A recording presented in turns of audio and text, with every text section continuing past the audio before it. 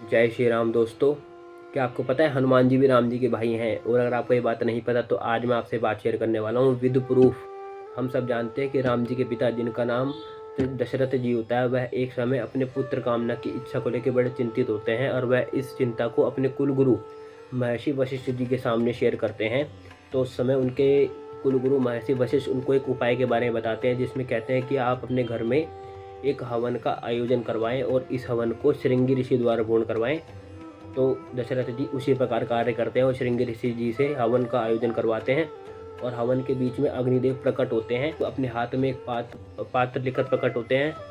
तो उस पात्र को दशरथ जी स्वीकार कर लेते हैं और उस पात्र को ले जाकर अपने कुल गुरु महर्षि वशिष्ठ जी के सामने जाते हैं। तो महर्षि वशिष्ठ जी बताते हैं कि अब आप इस पात्र में रखी खीर को अपनी तीनों रानियाँ कैकेयी, सुमित्रा और कौशल्या, इन तीनों रानियों के बीच में बराबर बांटकर उनको स्वीकार करने को कहें और इसको प्रसाद के रूप में पाने के बाद उनको संतान की प्राप्ति जरूर होगी। तो दशरथ जी उसी प्रकार खीर का जो आधा भाग कर अपनी सबसे बड़ी पत्नी, जिनका नाम माता कौशल्या होता है, उनको दे देते हैं और बची आधी खीर के दो भाग करके एक भाग कैकेयी को और एक सुमित्रा को दे देते हैं और इस प्रकार उनको खीर बांट देते हैं। पर उसी वक्त एक बाज उड़कर आता है, जो कैकेयी मैया के हाथ में जो खीर होती है, वह बाज उस खीर को अपने पंजों से पकड़कर उड़ जाता है और दक्षिण भारत की ओर वेंकटेश पर्वत की तरफ चले जाता है। और वेंकटेश पर्वत पर ही अंजनी मैया, जो हनुमान जी की माता होती हैं, वह भी अपनी पुत्र कामना की इच्छा को लेकर सूर्य देवता को अर्घ दे रही होती है, जल दे रही होती हैं। तो उसी वक्त जो वो बाज होता है, वह खीर को उस वक्त मेरू पर्वत पर, जहाँ पर मैया पूजा कर रही होती है, वहीं पे छोड़ देता है। तो अंजनी मैया उस खीर को स्वीकार कर लेती हैं और इसको देखकर जो कैकेयी मैया होती है, क्योंकि उनके हाथ से जो खीर जो है वो तो चली गई, उनके हाथ में तो खीर रही नहीं, तो कैकेयी मैया के हाथ में खीर नहीं होती है। तो इसको देखकर कैकेयी मैया नाराज हो जाती हैं। तो जो कौशल्या मैया है, वह अपनी खीर में से कुछ भाग कैकेयी मैया को दे देती हैं। तो इस प्रकार उन कैकेयी, सुमित्रा और कौशल्या मैया के पास भी खीर हो जाती है और उधर अंजना मैया के पास भी खीर पहुंच जाती है।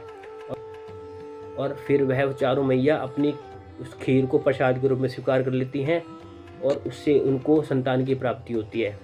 तो इसीलिए जिस खीर को दशरथ जी ने अपनी तीनों पत्नियों के बीच में बांटा था, उसी प्रकार दशरथ जी द्वारा दी गई खीर अंजना मैया के पास भी पहुंच जाती है और उनसे एक संतान की प्राप्ति होती है, जो हनुमान जी होते हैं। और इधर दशरथ जी की तीनों पत्नियां कैकेयी, सुमित्रा और कौशल्या, उनको भी संतानें प्राप्त होती हैं, जो राम, लक्ष्मण, भरत और शत्रुघ्न, क्योंकि कैकेयी मैया के पुत्र भरत होते हैं और भरत कैकेयी मैया के पुत्र भरत होते हैं और भरत की ही खीर बाज लेके उड़ता है और वह अंजना मैया के पास छोड़ देता है। तो इसी तरह और इसीलिए ही राम जी कहते हैं कि तुम मेरे को बिल्कुल उसी तरह प्रिय हो जिस तरह भरत मेरे प्रिय है, और भरत के बराबर ही तुम मेरे भाई हो, क्योंकि वही वाली खीर अंजना मैया के पास पहुंच जाती है और उनसे उनको संतान प्राप्त होती है। तो इसीलिए ये बात, और इसीलिए मैं ये इसी प्रूफ की बात कर रहा था, जिसमें हनुमान